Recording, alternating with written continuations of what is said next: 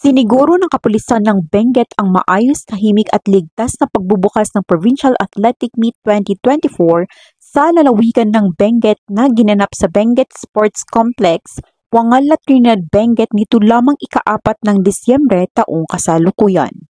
Ang nasabing aktibidad ay may temang Empowering Future Champions at nagsimula sa pamamagitan ng isang parada na nilahukan ng humigit kumulang 5,000 atleta at delegado mula sa 13 munisipalidad ng Benguet.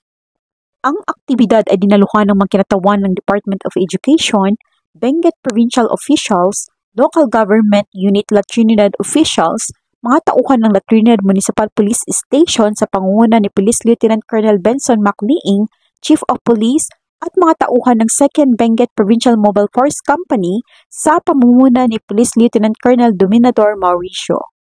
Samantala, nagbigay naman ng seguridad ang mga nasabing tauhan at tiniyak ang kanilang visibility sa bawat itinalagang lugar kasama ang mga intern students ng Cordillera Career Development College upang matiyak ang kaligtasan at kagalingan ng mga lahat ng mga kalahok at mga dumalo.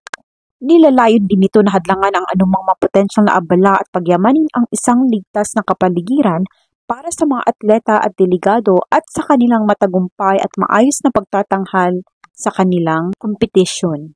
Mula dito sa Rehiyon Cordillera, ako ang inyong PNN correspondent, Patrolwoman Melba Langbis, alagad ng batas, taga-taguyod ng Balitang Pulis.